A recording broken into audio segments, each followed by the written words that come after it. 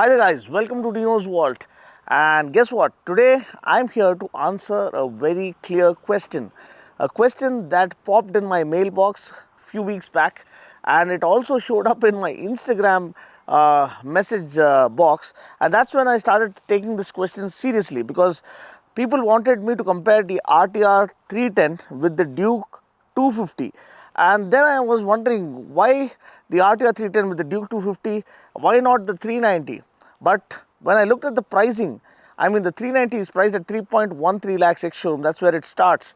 Whereas these two bikes are priced far more closely. And also the new update with the TFT console and the LED DRL makes it far more compelling to compete or compare it with the RTR 310 rather than anything else, because this one is priced at around 2.45 lakhs ex-showroom and this one is right next to it at 2.49 lakhs starting, and it has different variants, so that's a different thing. But these are really closely priced to one another for people to start understanding or trying to comprehend which one is better for them. And that's the question that was posed to me, and today we're going to answer that question in the most emphatic way, getting into each and every detail and giving you the verdict at the end of it all. So stay tuned, watch the entire video to get all your questions answered and which one should fit the bill for you, for your riding style.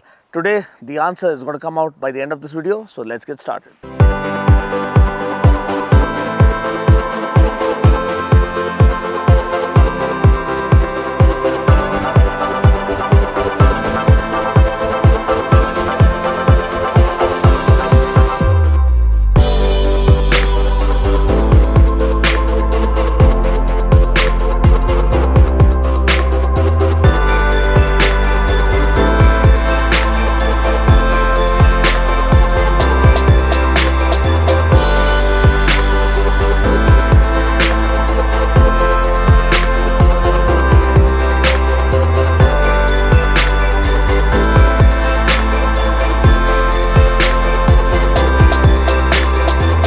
So the RTR 310 versus the Duke 250. So here we have two amazing machines locking horns with one another. Both come loaded with features and tech, offer amazing equipment and the design to bowl you over at the very first glance. So let's start with this COMPARO, and let's start this COMPARO with the design. Design wise, the Duke looks absolutely stunning in this black attire. It now borrows the same styling cues from its elder sibling, the 390, including the new color TFT console. It looks sinister, mean and radical with a typical abstract KTM design. The RTR 310 on the other hand looks bigger, gets dual LED headlamp setup, and with all the panels and the chiseling and the racecraft design, it looks more beefed up, it looks more bulky and offers better road presence. Also the console for the both looks stunning. The Duke 250 gets the new color TFT, as I told you, from the 390 with a dedicated track mode, whereas the RTR has different themes for different riding modes, including urban, rain, sport, track and the supermoto mode. So you have a lot more themes to choose from. Chassis wise, both of them get the split trails frame to offer supreme handling and stability. Both of them get an aluminium, bolt on aluminium subframe, so that adds on to the better agility and flickability. Seat height is the same for both at 800 mm, so that makes easily accessible for average height riders.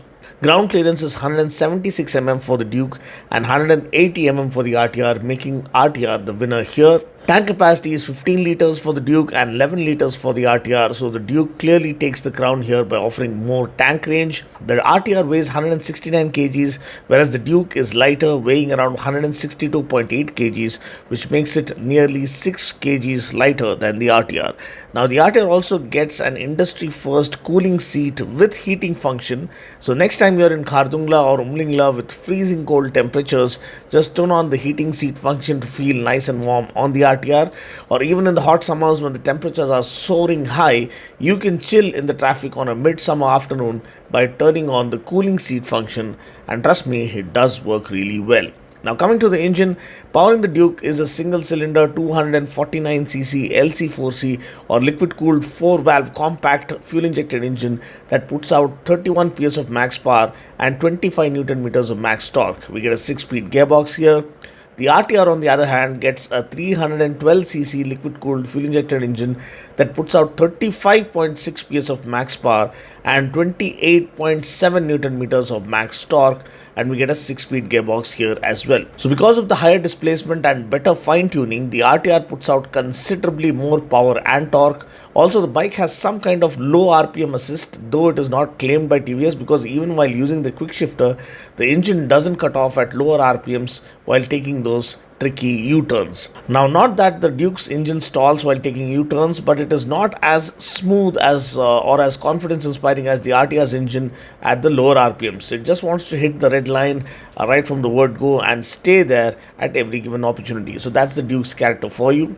The refinement is better on the RTR 310 when compared to that of the Duke. Now, the previous gen Duke 250 had a super refined engine, but this new Duke 250 feels more rough and does have some vibrations that you need to deal with. The RTR, on the other hand, is smooth right from the word go and has that refined aggression all through the mid-range and all the way up to the top end. In terms of performance, the Duke 250 does a 0 to 60 timing of 3.44 seconds, whereas the RTR does 0 to 60 in 2.81 seconds, making it a lot faster than the Duke. Now, the Duke does 0 to 100 km per hour in 8.64 seconds, whereas the RTR does 0 to 100 in just 7.19 seconds. So, the RTR is faster in 0 to 100 timing as well. Also, the top speed claim for the RTR is 150 km per hour, whereas the claim for the Duke 250 is around 148 km per hour. The mileage, kitna deti hai? That's another big question. So the mileage for the Duke is around 30 kmpl as per the ARAI claim.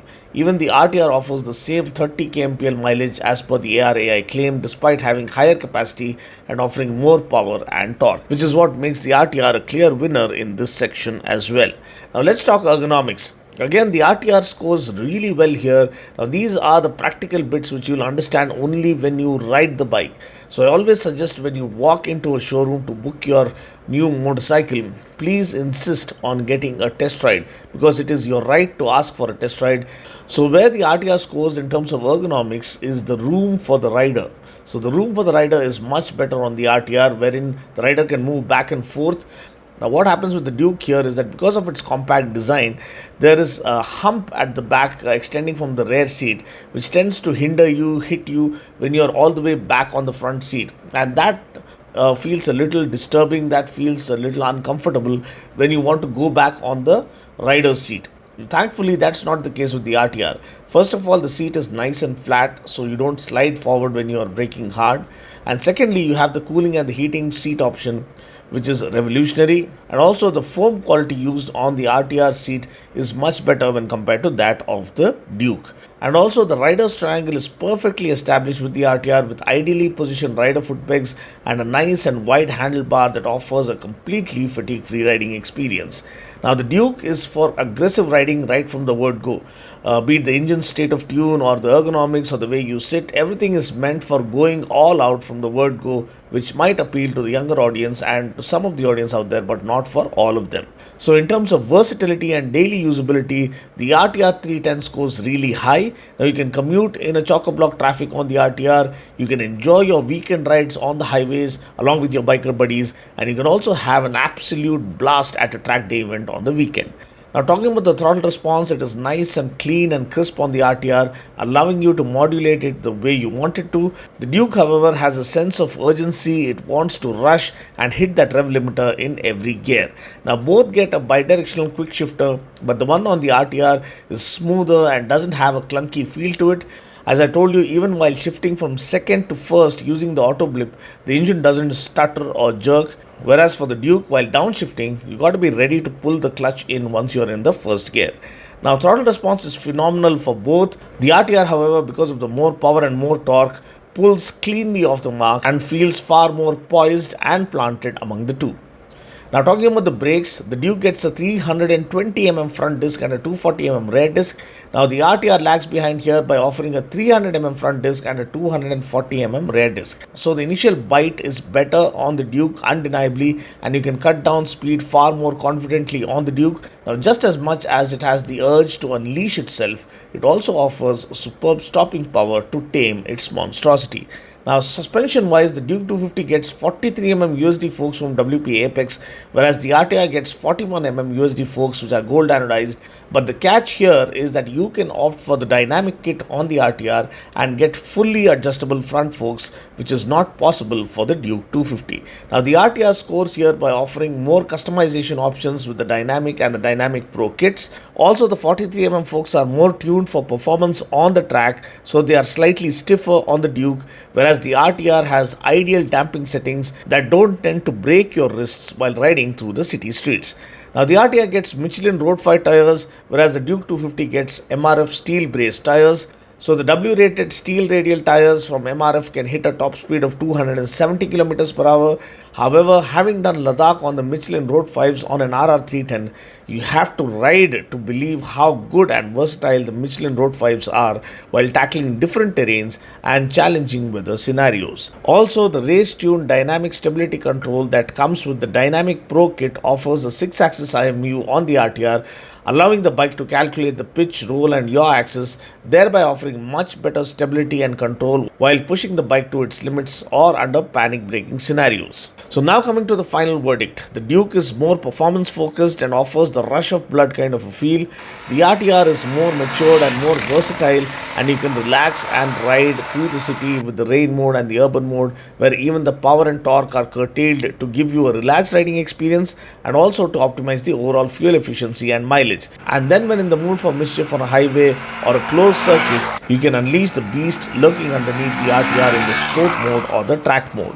So despite offering more power and more torque, superb customization options, amazing equipment, 6-axis IMU with a truckload of electronic aids, great comfort and amazing road presence, the price disparity between the Duke 250 and the RTR is a mere 4,000 rupees. So this is what makes the RTR a clear winner of this shootout. More bang for the buck and unmatched value for your hard-earned money, and great versatility is what makes it a winner all the way. We've gone through every detail possible and finally come out with a verdict. What would be your preference and why? Feel free to comment below in the comment section. But have you ridden the RTR 310 to your heart's content? Have you ridden the Duke 250? Write both of them and then come up with your verdict in the comment section, and it will be helping fellow biker like you out there. So thanks for watching. If you want to see more such comparos, feel free to comment below as well. And what comparo would you like to see next? Even that you can comment below. Until next time, this is Dino saying ciao, take care, God bless and ride safe.